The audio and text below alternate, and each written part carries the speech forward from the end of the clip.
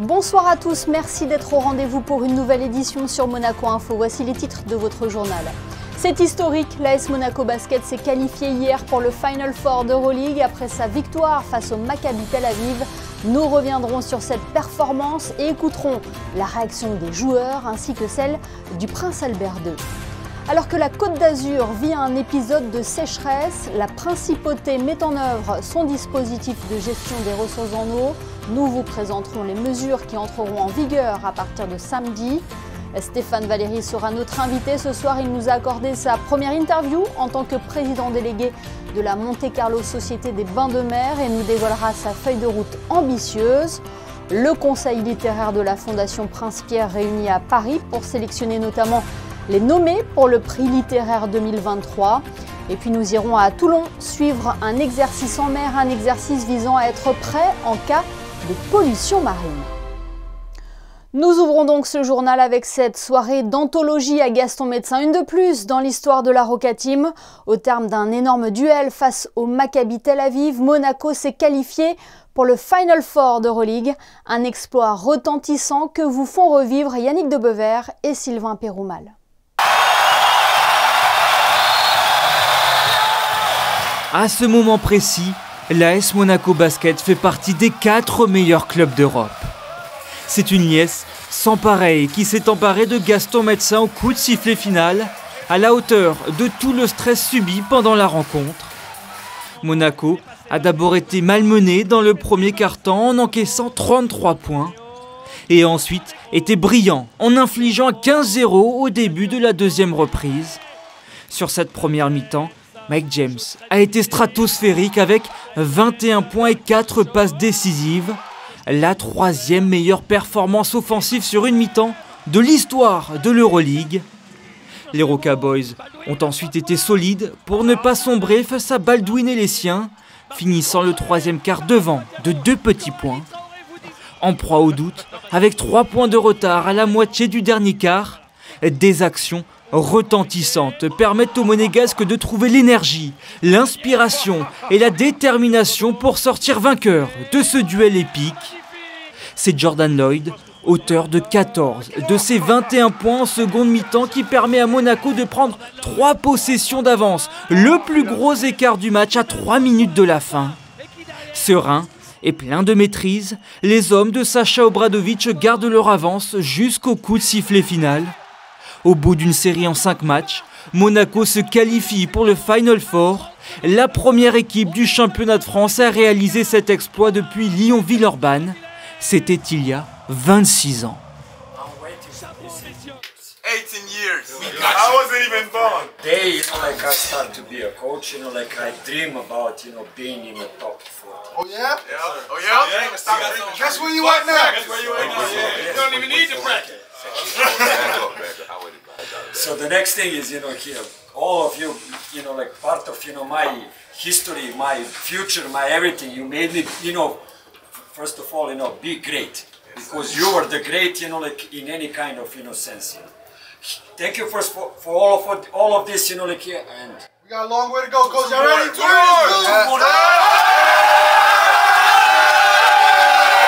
On revient pas, c'est un rêve. 26 ans que l'équipe du championnat de France n'était pas qualifiée et on arrive à marquer l'histoire ce soir avec la manière. Vraiment, on a un groupe vraiment solide et en tant que capitaine, je suis tellement fier de faire partie de cette équipe et d'avoir été aussi désigné capitaine de cette équipe. C'est extraordinaire. Maintenant, on va célébrer, hein, il faut. C'est juste incroyable.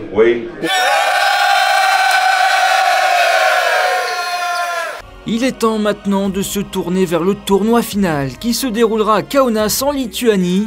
La Roca Team retrouvera en demi-finale son meilleur ennemi en Euroleague, l'Olympiakos, tombeur de Fenerbahçe en 5 matchs également. La demi-finale se jouera vendredi 19 mai à 17 h. L'autre demi opposera Barcelone au Real Madrid puisque les Madrilènes ont écrit l'histoire, eux aussi en renversant le Partizan après avoir été menés 0-2 dans la série. Monaco, Olympiakos, Real Madrid et Barcelone, voilà le plateau du Final Four qui se déroulera les 19 et 20 mai prochains. Et après le match, le prince Albert de présent à Gaston Médecin hier soir est venu personnellement féliciter les joueurs.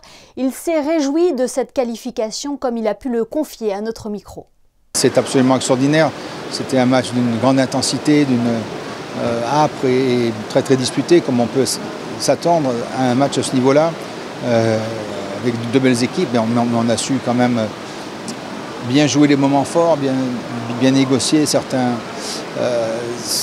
moments difficiles, avec bien sûr encore un grand Mike James, surtout en première mi-temps, Lloyd, enfin beaucoup d'autres joueurs qui ont, toute l'équipe est à féliciter, tout le staff est à féliciter. C'est vraiment historique pour le club, pour le sport en principauté aussi. Donc je suis très fier et très heureux ce soir. Oui, au-delà du résultat, cette ambiance, ce stade plein, les supporters au rendez-vous, c'est aussi l'image de Monaco qui est diffusée à l'international. Bien sûr, je pense qu'on savait qu'on était une terre de sport, une ville-État qui aime le sport et qui fait tout pour encourager le sport. Mais là, c'est une vitrine pour le sport en principauté extraordinaire. Puis voilà, de voir qu'il y a un tel engouement. On m'avait posé la question il y a quelques jours, mais est-ce qu'il y a un vrai engouement autour de cette équipe? J'ai dit, ben oui, écoutez, avec des résultats comme ça, et puis depuis quelques saisons, depuis ces dernières saisons, on le voit, on le sent, et j'espère que ça va nous aider à rêver encore plus loin. Rêver encore plus loin, comme le dit le prince souverain, Sacha Obradovic a lui dit en conférence de presse « Le rêve n'est pas encore fini ». Première étape le 19 mai face à l'Olympiakos, un match qui sera à suivre en direct sur Monaco Info, tout comme la rencontre de Betlik Elite face au Mans demain à 20 h. Le département des Alpes-Maritimes étant en alerte sécheresse depuis le mois de mars, à Monaco, le gouvernement princier va mettre en œuvre un dispositif de gestion des ressources en eau. Il vient de dévoiler les mesures mises en place lors d'une conférence de presse aujourd'hui. Plus de détails dans ce reportage de Fabien Bonilla et Lionel Bernardi. Entre feux de forêt et sécheresse, le réchauffement climatique n'est pas un concept abstrait et il s'installe sournoisement. Le constat à Monaco est le même que chez nos voisins. Le gouvernement princier vient d'adopter un dispositif composé de 4 seuils d'alerte allant de la simple vigilance, le niveau 1, l'alerte, le niveau 2, l'alerte renforcée qui est le niveau 3 et enfin la situation de crise qui sera le niveau 4. Face à un constat préoccupant, avant même la saison estivale, le gouvernement a activé le niveau 2 de son nouveau plan sécheresse, celui d'alerte, qui entraîne des mesures, que ce soit pour les particuliers ou les professionnels.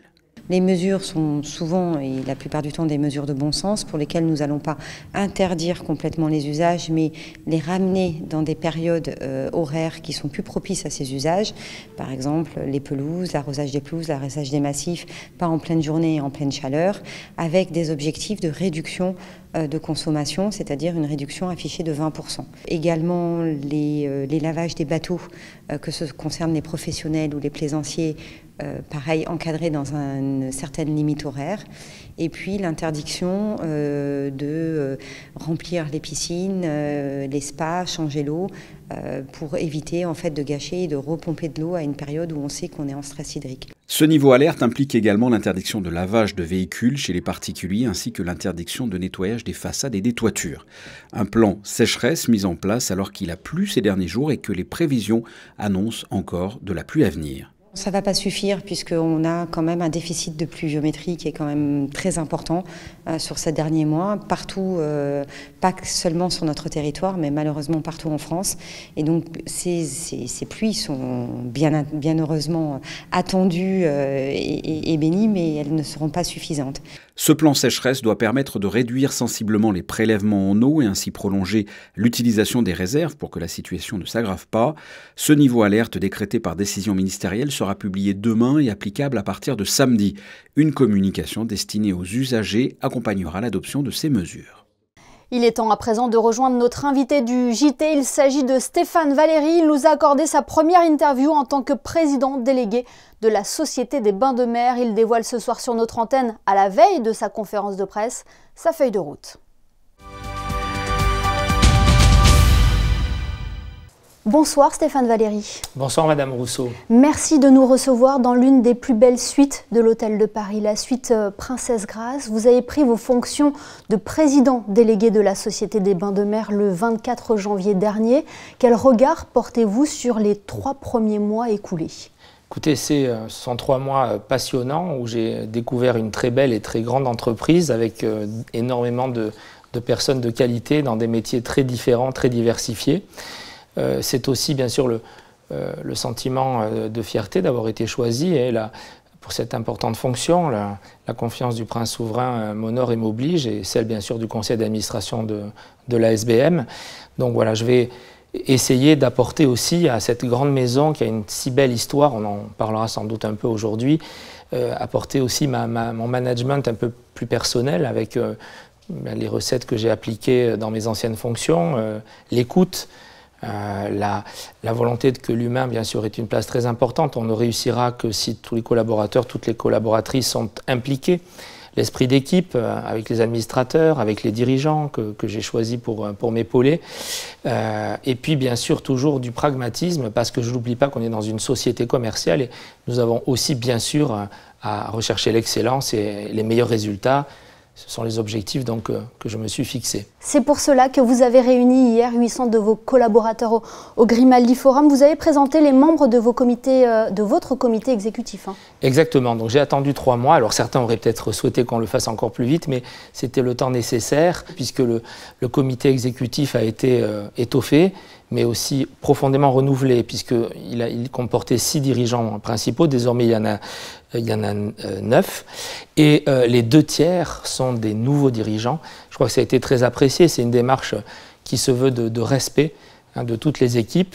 Et voilà, je crois pour les échos que j'en ai que effectivement tout le monde a vraiment apprécié. C'était l'occasion aussi de présenter vos principales orientations stratégiques. Quelle est votre feuille de route ?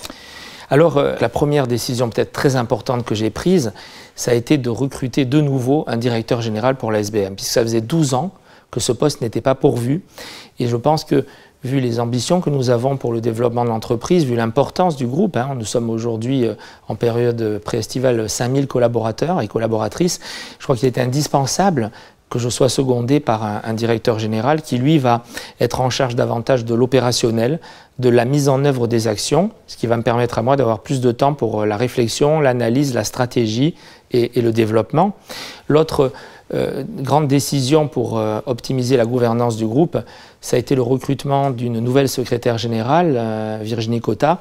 Je lui ai confié pour la première fois dans un poste stratégique au comité exécutif au COMEX la responsabilité de la RSE, vous savez, ces standards internationaux qui deviennent incontournables de responsabilité sociétale des entreprises.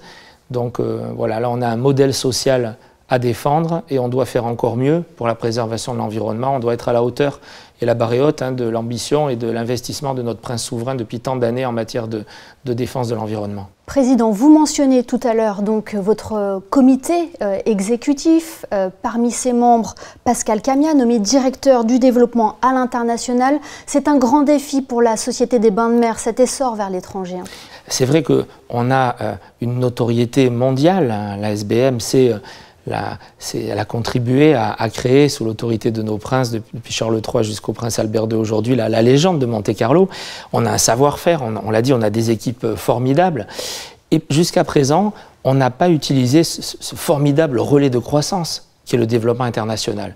Pourtant, on a tous les atouts pour y aller. Nous devons peut-être, ça serait le but ultime, créer des marques depuis Monaco, parce que c'est très bien d'importer des marques internationales. Notre clientèle internationale recherche ces marques. Donc on a le Bouddha Bar depuis longtemps, le Koya, par exemple. Mais ça serait encore mieux pour nous d'exporter nos marques. Donc on doit travailler cela et après peut-être développer des franchises dans le monde. En tout cas, il y a là aussi des carrières internationales pour nos salariés. Ça peut renforcer l'attractivité de la SBM pour les meilleurs, recruter les meilleurs personnels. Et enfin, j'y vois une saisonnalité intéressante, car si on investit par exemple dans un hôtel dans les Alpes, à la montagne, on aura d'abord un produit nouveau qu'on n'a pas aujourd'hui, donc complémentaire de nos établissements, mais on pourra aussi conserver les saisonniers que nous avons à Monaco au printemps et l'été, l'hiver à la montagne. Or, vous savez qu'aujourd'hui, c'est difficile de recruter des saisonniers, et donc arriver à les fidéliser serait un atout pour notre SBM. Qu'en est-il du Café de Paris? Et puis je crois savoir qu'à l'horizon 2024, il y aura Amazonico qui s'installera également en Principauté.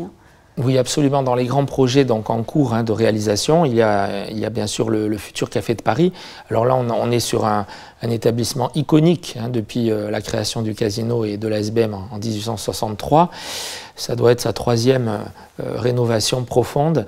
Mais franchement, j'ai visité le chantier, ça sera exceptionnel. Il y a un thème que nous n'avons pas abordé, c'est le secteur de l'immobilier, Stéphane Valéry.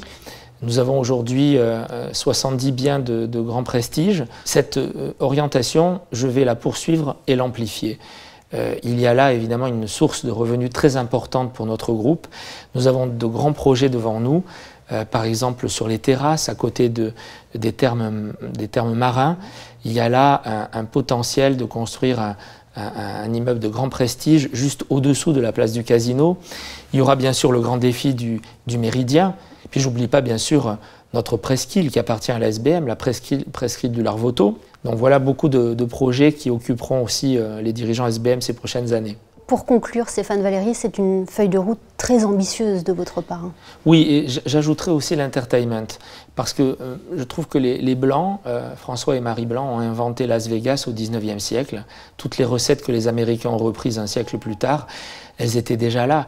Nous allons, alors ça c'est une attente très très forte des résidents de Monaco, je l'entends tous les jours, rouvrir le Moods. Donc il y aura un New Moods, j'espère, vers la fin de l'année, au début de l'année prochaine.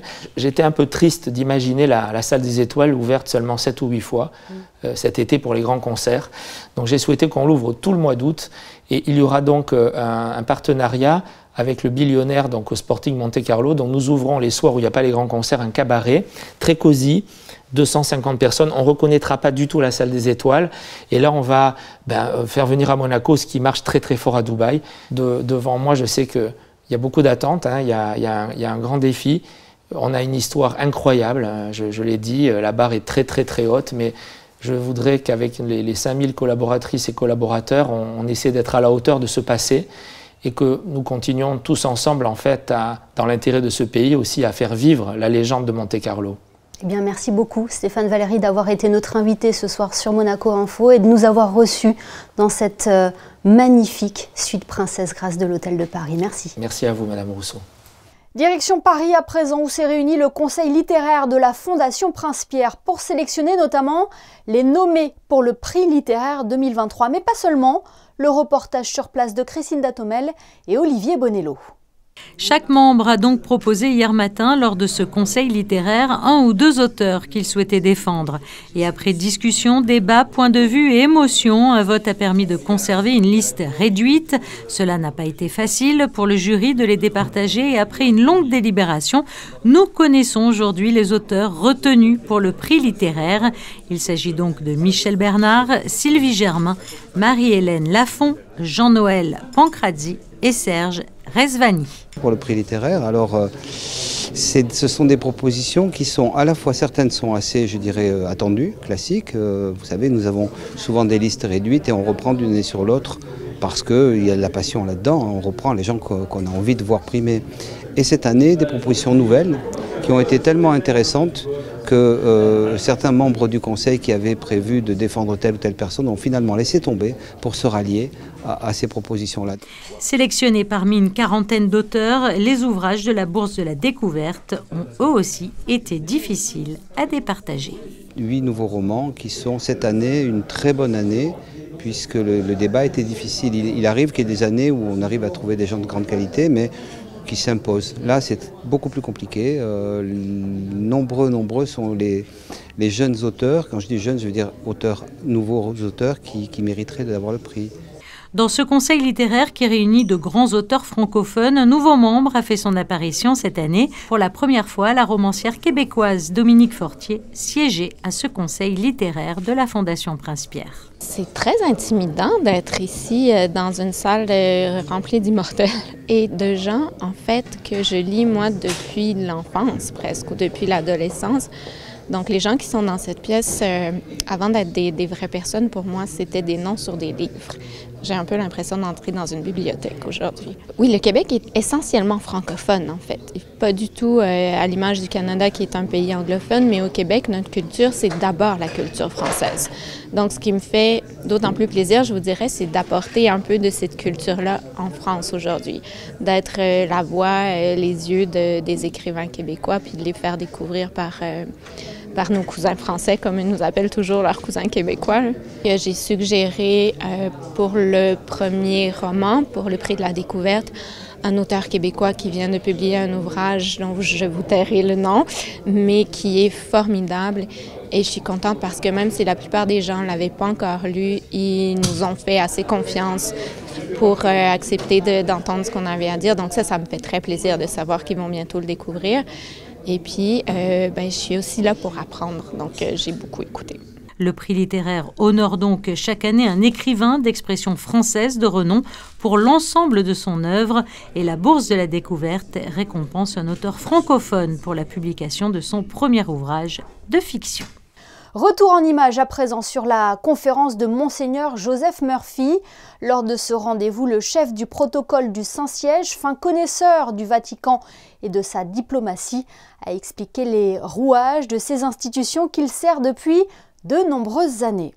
Autre conférence à la Princess Grace Irish Library. Cette fois-ci, les lieux ont accueilli Daniel Mulhall, ancien ambassadeur d'Irlande aux États-Unis, également auteur. Il est venu échanger sur le thème de la littérature irlandaise et en particulier sur le travail de James Joyce devant une audience conquise.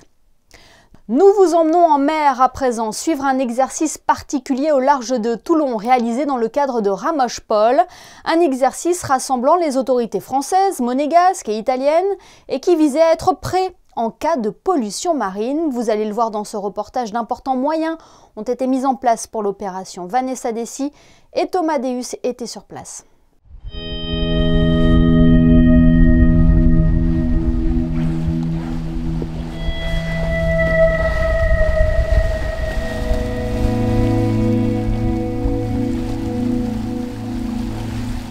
Première base navale française, l'arsenal de Toulon est une véritable ville dans la ville avec ses 268 hectares. Plus de la moitié de la force d'action navale est concentrée sur ce port militaire et c'est ici que se déroule l'exercice Ramoche-Pol, une nouvelle simulation de catastrophe maritime dans les eaux territoriales françaises.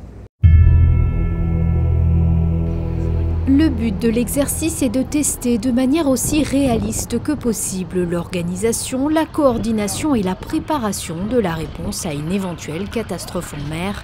Et chaque année, le scénario est bien rodé. On vient de recevoir une instruction de la préfecture maritime qui nous demande de nous mettre aux ordres de l'OSC et de faire la police du plan d'eau si le trafic l'impose. 6 h du matin, le centre des opérations pour la Méditerranée et le CrossMed reçoivent une alerte rouge de l'Agence européenne pour la sécurité maritime. Une pollution est détectée, un navire suspect semble identifié. L'hypothèse d'un rejet illicite de fioul lourd est fortement envisagée. Le parquet de la juridiction du littoral spécialisé est donc saisi. Le déversement d'hydrocarbures est simulé par de l'écorce de riz, produit naturel et biodégradable. Avec des creux entre 80 cm et 2 mètres, l'exercice a été quelque peu perturbé par la météo. Les moyens aériens sont restés à terre, mais le plan de gestion de crise a tout de même pu être déclenché. La direction des affaires maritimes, déjà très engagée dans la lutte contre la pollution atmosphérique, était partie prenante du dispositif. La division de la police maritime et aéroportuaire, quant à elle, a participé à l'entraînement à bord de la vedette Princesse Gabriella avec un objectif précis. Lorsque les conditions météorologiques le permettent, c'est qu'elle se porte en avant. Elle a à son bord des drones qui lui permettent de renseigner les centres d'opération, que ce soit la préfecture maritime française ou italienne ou la nôtre, sur l'étendue de la nappe. Il a été créé au sein de la direction de la sûreté publique une section de lutte contre les pollutions marines, qu'elles soient volontaires ou involontaires. C'est l'objectif, c'est s'entraîner et également tester aussi la chaîne judiciaire parce que sous l'égide du parquet général, nous avons donc mis en œuvre certaines formations pour pouvoir faire face à la lutte mais également à la poursuite. Nous avons aussi une pensée puisque c'est les 100 ans de la naissance du prince Régnier III et que c'était bien lui qui avait initié ce traité Ramos-Paul. Donc je tenais aussi à le souligner à l'occasion de ce déplacement à Toulon. À travers cet exercice plus vrai que nature, l'importance de la qualité de transmission de la communication entre la France, l'Italie et la Principauté en cas de situation de danger prend tout son sens. La collaboration avec la Principauté dans le cadre de l'accord Ramoge, elle est excellente, elle est essentielle et on travaille vraiment main dans la main avec la Principauté pour la préparation des exercices, la conduite de nos agendas dans le cadre de l'accord Ramoge, parce qu'on se rencontre très régulièrement, plusieurs fois par mois.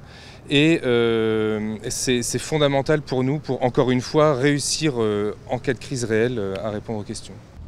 Au cours de l'exercice Ramos-Paul, il est toujours prévu de décrocher en cas de réel problème.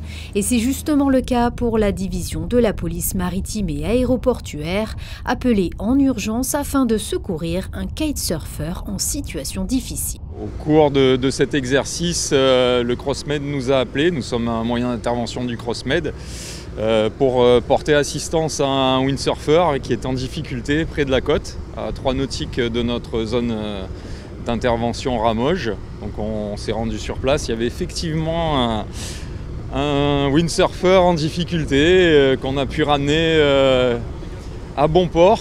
Il était très surpris de voir la police de Monaco en bédière, mais content.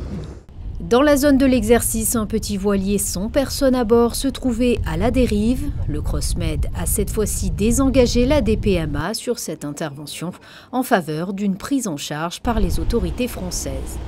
L'exercice Ramos-Paul 23 aura donc permis de démontrer à nouveau les bénéfices d'une bonne collaboration et d'une excellente coordination des nombreux moyens français, italiens et monégasques. Avant de refermer ce journal, ce clin d'œil aux brodeuses de fil en aiguille. Elles travaillent assidûment pour présenter leur prochaine exposition qui devrait avoir lieu en novembre prochain. Une des œuvres attirera sûrement l'attention. C'est cette Ferrari de Charles Leclerc réalisée par Jean-Marie Rabourdin, parfaitement dans le thème en cette période de Grand Prix en Principauté. Rejoignons Christinda Thomel pour vos prévisions météo. Bonsoir Christinda, quelle est la tendance pour la journée de demain ? Bonsoir Émilie, bonsoir à tous. Demain au programme des orages et des averses. La journée sera très nuageuse, même si quelques éclaircies tenteront de faire leur apparition. Du côté du thermomètre, 16 degrés pour les maximales et 12 degrés pour les minimales. Le soleil se lèvera à 6h07 et se couchera à 20h46. Demain, nous fêterons les Achilles. Merci Christinda et merci à vous de nous être fidèles chaque soir sur Monaco Info. On se quitte en images avec la joie des joueurs de l'AS Monaco Basket qui viennent de se qualifier pour le Final Four d'Euroleague, une performance historique et l'aventure est loin d'être encore finie. Photo signée ce soir Stéphane Dana. Passez une excellente soirée et à demain pour une nouvelle édition sur Monaco Info.